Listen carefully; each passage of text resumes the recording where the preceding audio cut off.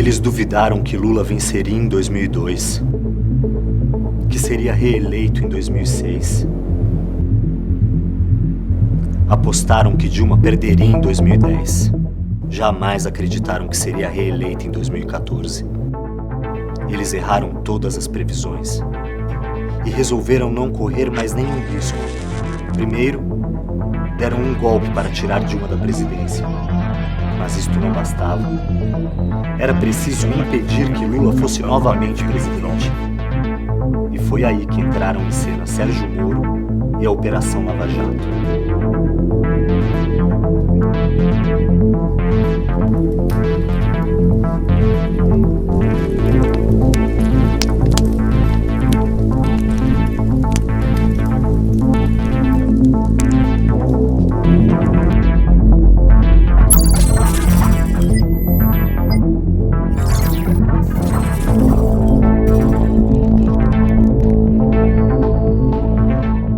Num julgamento padrão, um lado investiga e, se existir um crime, acusa.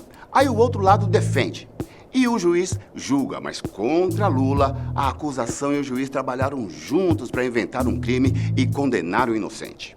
Como não havia provas, foi necessário contar com a cumplicidade de setores do sistema judiciário e da mídia e construir uma farsa que tivesse a aparência de legalidade.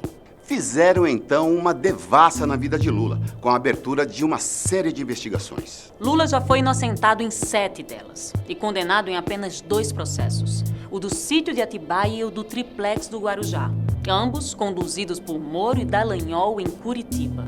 Procurador da República Deltan Dallagnol, coordenador da Força-Tarefa da Operação Lava Jato. Denúncia do Lula sendo protocolada em breve, denúncia do Cabral será protocolada amanhã. Juiz Federal Sérgio Moro. Um bom dia, afinal.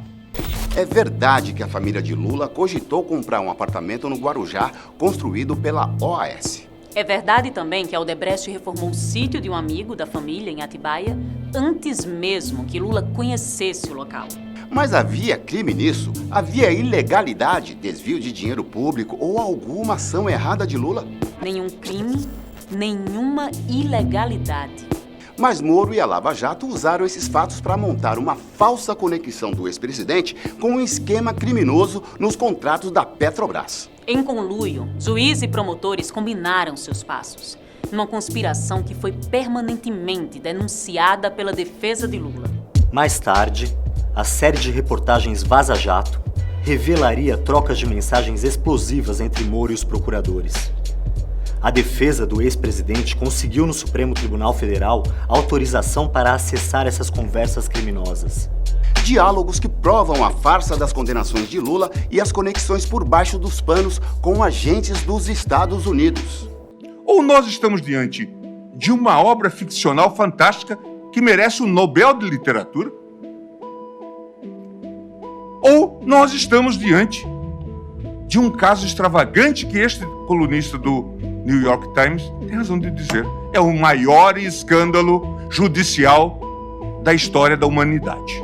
Nas mãos de Moro e da Lava Jato, as sentenças contra Lula já estavam prontas e os processos eram meras formalidades. Chama a atenção, por exemplo, a rapidez com que o caso do triplex do Guarujá foi julgado em segunda instância pelo TRF-4, apenas 196 dias após a condenação de Lula por Moro em primeira instância. Foi o caso que tramitou com maior velocidade em toda a Lava Jato. Para se ter ideia, o relator levou apenas 36 dias para emitir seu parecer sobre um processo de 250 mil páginas. Seria necessário ter lido 6.900 páginas por dia, 289 por hora, 5 páginas por minuto, sem parar. E o juiz revisor fez a correção do material em apenas 6 dias. Lawfare, a guerra jurídica. Já nos seus primeiros movimentos, sempre com muito espetáculo, poucas provas e desapreço pelo processo judicial, a Lava Jato foi considerada um dos mais graves casos de lawfare já vistos. Neste tipo de guerra, ataca seu inimigo por meio da justiça, com um grande número de acusações para inviabilizar a defesa jurídica. Em paralelo, manipula-se a opinião pública a partir da imprensa para construir a sensação de culpa do acusado, gerando pressão social para condená-lo, mesmo que não haja provas. Desconstrução pela imprensa.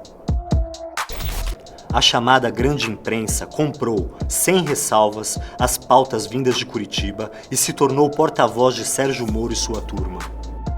Nas trocas de mensagens, é possível ver como a Lava Jato construía suas ações preocupada com a repercussão que teriam no noticiário.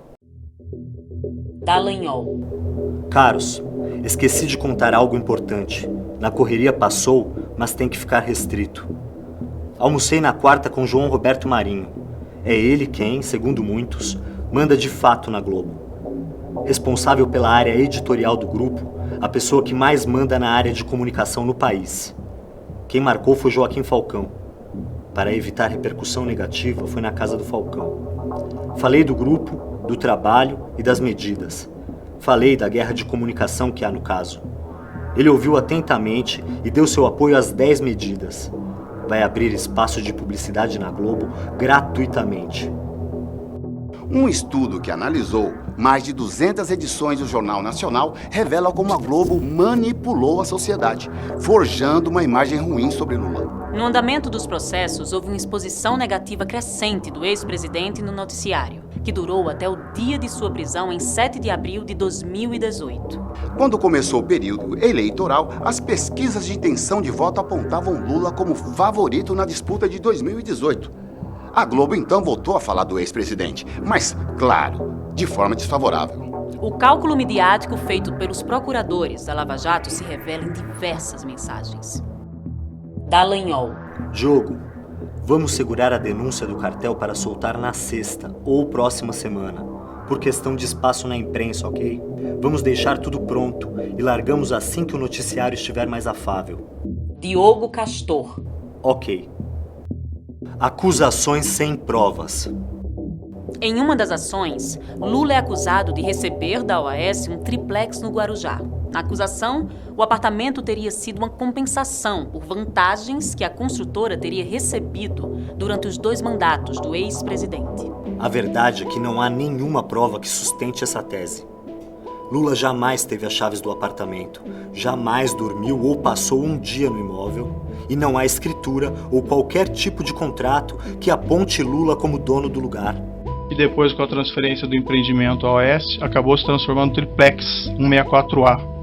Posso lhe mostrar o documento? Em 2004, assinado por quem? Não, esse não está assinado. Está assinado por quem? Não está assinado. Então, se não está assinado, doutor. A outra condenação de Lula é referente à reforma de um sítio em Atibaia, interior de São Paulo. Segundo a Lava Jato, o ex-presidente teria recebido a obra em troca de favores à Odebrecht durante seus governos. O sítio pertencia à família de Jacob Bittar, amigo de longa data de Lula, que por isso mesmo frequentava sim o lugar, mas como convidado. Os Bittar foram autorizados pela justiça a vender a propriedade, obviamente porque não era de Lula. Esses 2 processos guardam muitas coincidências. A sentença do caso do sítio, assinada pela juíza Gabriela Hardt, tem trechos inteiros copiados e colados da sentença do caso do triplex, firmada por Moro. Uma prova inconteste de que as decisões já estavam prontas e que não importava o que fosse dito ou apresentado pela defesa de Lula. Perícia feita pelo Instituto Delpicchia e incluída no processo, diz que a sentença do sítio foi superposta à do triplex. As evidências são as múltiplas coincidências no uso de formas gramaticais incomuns, além do fato de que a juíza chegou a tratar José Aldemário e Léo Pinheiro como 2 pessoas diferentes, quando Léo é o apelido de José Aldemário. O mais grave foi que Gabriela Hardt escreveu no final da sentença que, da multa aplicada a Lula, deverão ser descontados os valores confiscados relativamente ao apartamento. Não, você não entendeu mal. A juíza usa o termo apartamento na sentença sobre o sítio.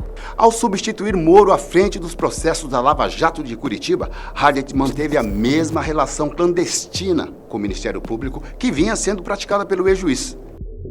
Dallagnol. Gente, importante. 1. Gabriela não sabe o que é prioridade. Há 500 processos com despacho pendentes e não sabe o que olhar. Combinei de criarmos uma planilha Google e colocarmos o que é prioridade para a gente. Quem quiser que suas decisões saiam logo, favor criar e indicar os autos. Prioridade 1, 2 ou 3 e sumário ao lado. E me passar o link para eu passar para ela. Sim, o Ministério Público indicava para a juíza o que ela deveria ou não julgar, com base, é claro, nos interesses da acusação. Mais um jogo combinado, mais um juiz que tem lado. Também por isso, a anulação das condenações feitas por Moro deve incluir as sentenças da juíza Hart. Outro assunto sobre o qual Dallagnol passou a tratar diretamente com a juíza Hart foi a colaboração ilegal dos Estados Unidos com a Lava Jato. Dallagnol. Gabriela não sabe as informações sigilosas. Hoje ela pediu para informarmos em off coisas como a existência de um potencial colaborador nos Estados Unidos, caso Trading, e que o MPF concordaria com o desmembramento do processo. A defesa de Lula e as reportagens da Vaza Jato mostraram que os procuradores receberam ajuda e facilitaram o acesso de agentes do Departamento de Justiça dos Estados Unidos. Tudo sem registro oficial, passando por cima de tratados entre os dois países. Assim, é difícil imaginar uma relação de cooperação melhor na história recente do que a que temos entre o Departamento de Justiça dos Estados Unidos e o Brasil. Dado o relacionamento íntimo entre o Departamento de Justiça e os promotores brasileiros, não dependemos apenas de procedimentos oficiais, como tratados de assistência jurídica mútua. O processo contra a Petrobras em solo norte-americano resultou num acordo para encerrar o caso que custou 4,5 bilhões de reais à estatal brasileira. O combinado previa ainda que uma parte desse dinheiro, 1 bilhão e 250 milhões de reais, iria para uma fundação controlada, sabe por quem? Bingo! Pelos procuradores da Lava Jato. Delação armada de Léo Pinheiro. Outra coincidência. Nos casos do sítio e do triplex, as acusações contra Lula são baseadas em depoimentos de testemunhas que tinham muito interesse em dizer aquilo que o Ministério Público queria ouvir. Em troca de suas revelações, recebiam benefícios como a redução de pena e o direito à prisão domiciliar. Um exemplo claro de como essas delações eram construídas é o caso de Léo Pinheiro, ex-presidente da construtora OAS. Condenado em primeira instância a 16 anos de prisão, ele aguardava em liberdade recurso do seu caso no TRF4, mas temia perder e ser preso. Léo Pinheiro já havia dado 2 depoimentos para a Lava Jato. E nenhum deles incriminou Lula. Mas os procuradores não estavam satisfeitos. O procurador Roberson Pozobon revelou os bastidores de como a armação em torno do depoimento de Léo Pinheiro foi construída. Roberson Pozobon. Na última reunião, dissemos que eles precisariam melhorar consideravelmente os anexos. Eles falaram que melhorariam e os trariam hoje. Como prometido, Léo Pinheiro melhorou sua versão. Ao incriminar Lula, obteve 70% de redução de sua pena, passando de 16 para 3 anos e meio de prisão e trocando o regime fechado pelo semiaberto. Essa delação serviu ainda para garantir que Moro mantivesse sob seu comando os processos contra Lula por uma simples menção de Léo Pinheiro a contratos aleatórios da Petrobras. E pasmem, o próprio Moro reconheceu em sua sentença que Lula não se beneficiou dos desvios da Petrobras. É por isso que Deltan Dallagnol estava tão preocupado em dar ares de normalidade para o depoimento de Léo Pinheiro. Dallagnol. Caros, acordo do OAS. É um ponto pensar no timing do acordo com o Léo Pinheiro. Não pode parecer um prêmio pela condenação do Lula. Dallagnol. Fiquei aqui pensando e acho que a defesa de Lula vai cair matando se fizermos agora o acordo com a OAS. Ainda mais quando sair o pedido de absolvição a cargo de Ivan Marques, procurador, dizendo que Lula está sendo indevidamente utilizado para se obter acordos indevidos. A delação premiada de Léo Pinheiro era a única tábua de salvação a qual o Ministério Público poderia se agarrar. As outras testemunhas-chave nos processos da Lava Jato negavam categoricamente que o Lula tivesse cometido qualquer crime, para o desespero de Moro e sua turma. Algum outro agente político de que o senhor se lembra? Que o senhor tenha tratado sobre este assunto nesse período? Não, senhor. Portanto, tampouco com o senhor Luiz Inácio Lula da Silva? Jamais, nem eu conheço. O senhor teve por essas fontes alguma informação de que havia pagamento de propina, ou promessa de propina, ou solicitação de propina por parte do então presidente da República, senhor Luiz Inácio Lula da Silva? Não, isso eu nunca ouvi. Vossa Senhoria tem conhecimento, e se tem conhecimento nesse caso, eu vou querer que o senhor explique como tem conhecimento, que o ex-presidente Lula solicitou vantagem indevida em razão do cargo. Não tenho esse conhecimento. Muito bem. Eu nunca tive intimidade com o presidente da República, o presidente Lula. Primeiro que eu nunca tive nenhuma reunião, eu só com o presidente Lula. Como falei, sempre tive reuniões com participação dos presidentes da Petrobras ou da diretoria da Petrobras. E eu não tinha intimidade com o presidente Lula. O senhor alguma vez pagou vantagens indevidas ao ex-presidente Lula? Não, senhor. De onde surgiu o triplex? O edifício Solares, no Guarujá, começou a ser construído pela Bancop, a cooperativa habitacional do Sindicato dos Bancários. E seus apartamentos podiam ser comprados pelos associados da cooperativa a preço de custo. Dona Marisa foi uma das associadas da Bancop e adquiriu uma cota à parte que lhe daria direito a um apartamento de 82 metros quadrados no prédio do Guarujá. De maio de 2005 a setembro de 2009, Dona Marisa pagou um carnê da Bancop. As parcelas na época somaram R$179 mil. A Bancop, no entanto, entrou em crise e não conseguiu levar adiante a construção deste prédio e de outros empreendimentos sob sua responsabilidade. A OAS assumiu parte dos edifícios, incluindo o prédio do Guarujá. Esta transferência foi homologada pela Justiça com a participação e o aval do Ministério Público de São Paulo. A todos os compradores, inclusive Dona Marisa, foi dada a opção de resgatar o investimento ou usar o crédito como parte do pagamento de um imóvel da construtora. A unidade de preferência de Dona Marisa no Solares não estava mais disponível. Foi aí que Léo Pinheiro entrou no circuito tentando vender para Lula e a ex-primeira-dama o famoso triplex.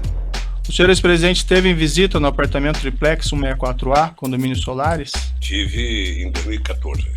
Quantas vezes o senhor esteve no local? Uma vez. O senhor pode me descrever as circunstâncias, o motivo dessa visita? Não, o Léo esteve, ele inclusive já disse aqui também, o Léo esteve lá no escritório dizendo que o apartamento tinha sido vendido e que ele tinha, acho que mais um apartamento dos normais e o triplex. Eu fui lá ver o apartamento. Coloquei 500 defeitos no apartamento, votei e nunca mais conversei com o Léo sobre o apartamento. Sem conseguir atribuir a propriedade do apartamento a Lula, o Ministério Público acusou Dona Marisa de ter encomendado obras no imóvel. Na verdade, os reparos eram um esforço da construtora para atrair algum comprador, como disse em depoimento um engenheiro da OAS. Qual foi a justificativa para essa reforma?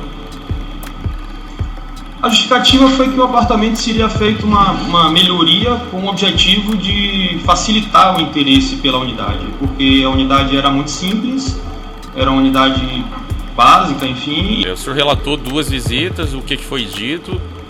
Posteriormente, em algum momento, foi dito que aquele imóvel era destinado ao ex-presidente Lula, sua esposa Marisa Letícia?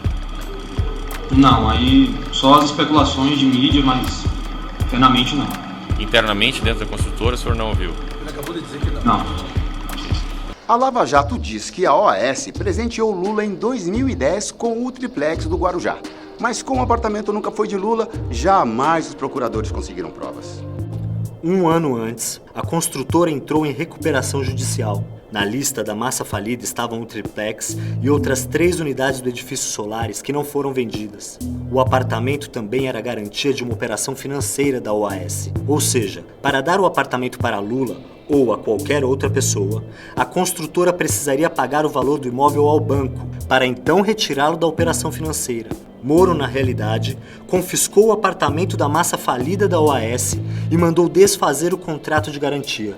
A defesa do ex-presidente entregou a Moro todas as comprovações de que o apartamento teve seus direitos ligados à Caixa, mas que nunca foi de Lula. Em mais um episódio de parcialidade, Moro rejeitou as provas e seguiu firme em seu objetivo de condenar Lula e tirá-lo das eleições de 2018. Em sua sentença, Moro afirma que Lula praticou atos indeterminados a favor da construtora. Ou seja, nem Moro nem o Ministério Público souberam dizer o que Lula teria feito para beneficiar a OAS.